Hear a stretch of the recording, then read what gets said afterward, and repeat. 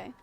Hello, my name is Bridget Williams. I go to T.C. Williams High School in Alexandria, Virginia, and today I want to talk to you all about how we can stop bullying. Specifically, I want to talk about how we can stop bullying the Earth. Now, I know the Earth pretty well, but I don't know about your relationship with her, so I thought I would give you a quick formal introduction. This is the Earth. This is the Earth. I've known her for about 17 years now, and she's great. She provides everything I need, and I'm sure she does the same for you. And usually, she looks something like this and like this. But as a result of bullying, she's starting to look more and more like this and like this every day. Now, when I see these photos, it's hard for me to imagine that people live here. But the fact of the matter is that they do. The greatest environmental destruction I could imagine when I was younger was someone cutting down my favorite tree. But these children are swimming in trash. Now, it's not only impacting them emotionally. In some cases, it's costing them their lives. The World Health Organization says that 1.7 million children are killed per year because of pollution. And that's just children. Consumers like us, often without meaning to, promote the unfair treatment of people and the destruction of our environment. In Lubumbashi, Congo, for example, the toxic metals released by cobalt mining are causing birth defects. And just in the past 3 years, 4 children have died because of these birth defects. And what's worse is that this cobalt is being used to fuel our digital lives through phone, laptop, and car batteries. This cobalt could be in your pocket right now. Now, why is it we have to bully Earth? Why is it we have to bully each other? When I saw these photos, I felt like a bystander, unable to do anything. And this is where PGC came in. As soon as I started PGC, I felt a change in myself. I stopped being conventional and I started being conscious. I discovered new ways to enact change, new ways to stop being a bystander.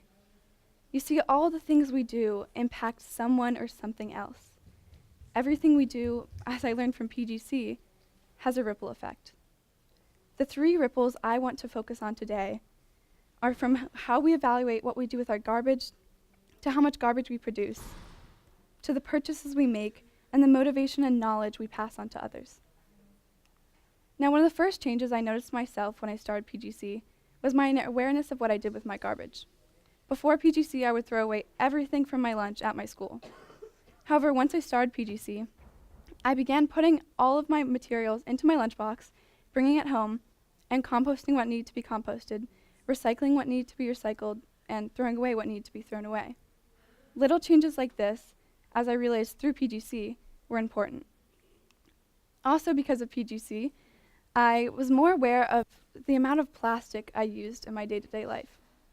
After going to Starbucks and evaluating the amount of plastic straws used in a 10-minute span, I realized that it was important to cut down on the amount of plastic waste I had. Also, ironically, I went up to the Starbucks counter and ordered a drink that required a straw. I was planning on using the straw multiple times. However, my partner made me realize that my want to use the straw should not outweigh the need I have to protect the Earth. PGC also made me more aware of the products in my own home and how harmful they could be. After reading about greenwashing, which I had never heard about before, I found out that my Aveeno body wash received a D on an environmental scale. I was perplexed, and so I started researching other products in my home, and now my family has changed our body wash, our dish soap, and our laundry detergent. And that's because of PGC. Also because of PGC, I have been able to inspire others. My friend Mishaina told me that she took 2 45-minute showers in one day. And I was extremely confused, first of all, but then I went on to tell her about the negative impact that much water usage could cause. And then I gave her 2 action plans: cutting out one shower entirely, or cutting her showers down to a little bit smaller time. And she agreed, and the next day, she was smiling, handed me her phone, and this is the timer I saw. She was so happy to tell me that she had cut her shower down to 15 minutes. And although 15 minutes may still be a pretty long time, it was a huge change for her, and I was so happy that I could be a part of that change. Also because of PGC, I had the courage to reach out to my mayor. And I really just started talking to her about how Alexandria could be made more sustainable. And now, because of the knowledge and courage I gained from PGC, I'm meeting with her in a couple of weeks and talking to her about some ideas I have about making my city more sustainable. And it's funny, in my conversation with her, she said something that I thought perfectly encapsulated what I'd learned throughout my PGC journey. It's not enough that we do our part. Our friends and neighbors must do their part too.